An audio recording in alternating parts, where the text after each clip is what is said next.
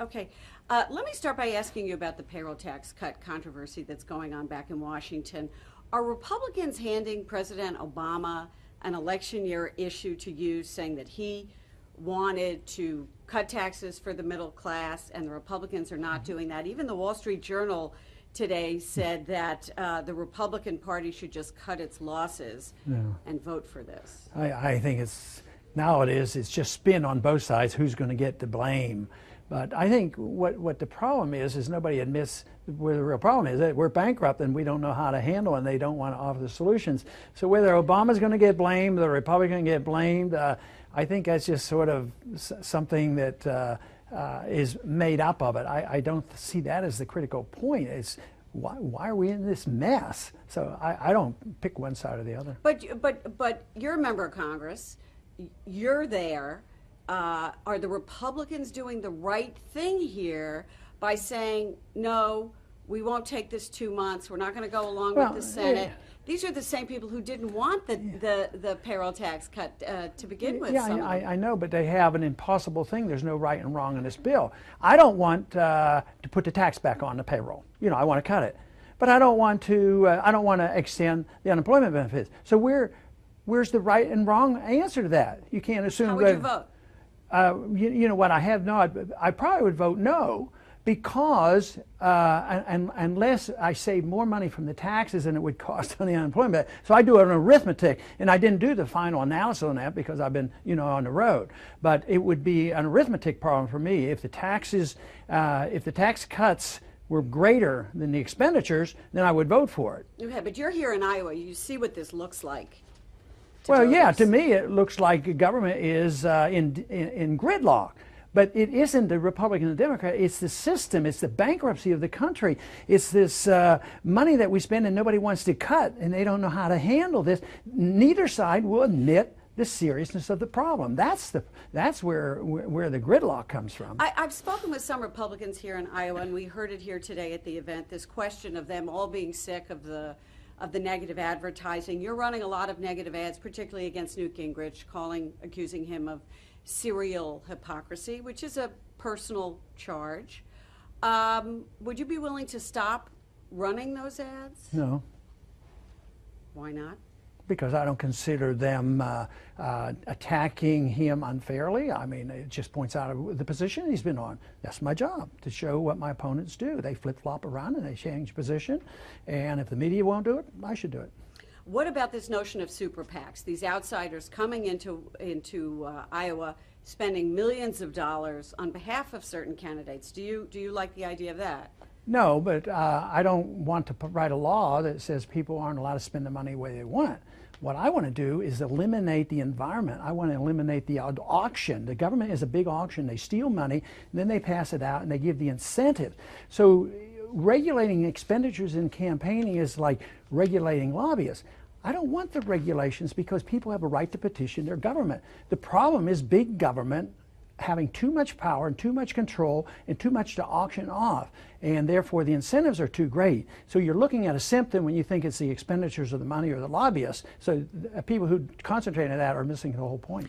On foreign policy, there was someone in the back of the room today you didn't hear who didn't have a microphone, was asking a question about foreign policy. Would we be safe under a Ron Paul administration? There are some Republicans who say that you're dangerous, that you're soft on Iran. Can you think of a circumstance in which you would use military force against Iran? Sure.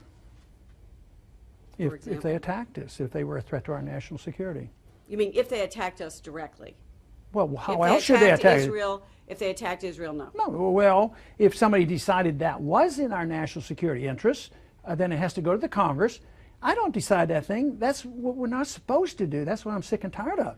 You go to the Congress, and if it's in national security interests, yes, you use military force. But quite frankly, in the last 50 years, our national security has never been threatened by Korea or Vietnam or the Libyans or the Iraqis. Our national security has not been threatened. And now we were attacked by terrorists. And who are they? They don't. What country are they? From an assortment of countries.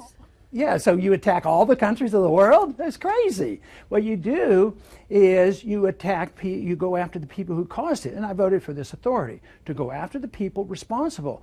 But the president then used that as an excuse to do something he had been itching to do for years, and that is invade and take over and overthrow a government. That is what is wrong. Matter of fact, under those circumstances, what I said is keep your eye on the target, use the principle of the letter and mark and reprisal, because a country did not attack us.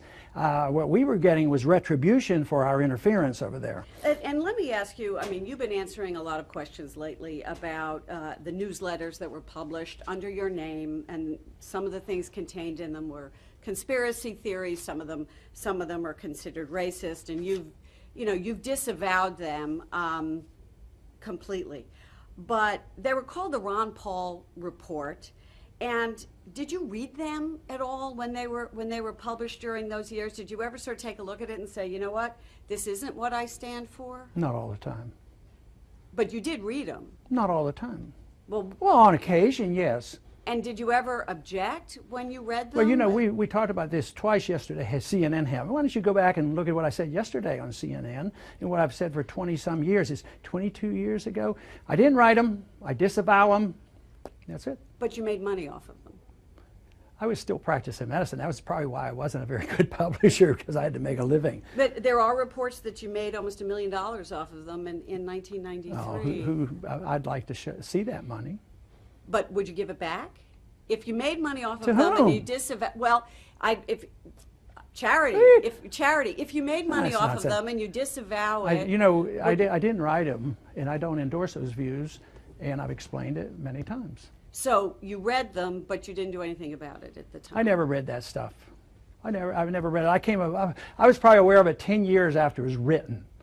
And it's been going on 20 years that people have pestered me about this, and CNN does it every single time. So Well, when are it's you a going to wear legitimate- yourself I mean, out? When you say it's no, but When are you gonna do that? Is it legitimate? I mean, is it a legitimate question to ask that something Yeah, went out and then when under you get your the name? and when you get the answer, it's legitimate that you sort of take the answers I give. You know what the answer is? I didn't write them. I didn't read them at the time, and I disavow them. That is the answer. But you made money off of it. If you know I made money on it, you know more about my finances than I do. Do you know that you didn't? I mean, I don't even know what you're talking about. I mean, you know, if it was published for 10 years, so if that was 1% of all the newsletter, I made money off, talking about gold stocks. I think you're really confused on that. okay. Well, it's just a question. I mean, it's legitimate. It's legitimate. These things are pretty incendiary. You know, Because of people like you. No. Come on. Some of the stuff was very incendiary, and saying that in 1993 the Israelis were responsible for the bombing of the World Trade Center, that kind of stuff. So, Goodbye. all right. Thank you, Congressman. I appreciate your Okay, answer. sir. I appreciate your answering the questions, and you understand it's our job to Thank you. ask. Thank you. You don't? Okay. Well. I understand that, how the system works.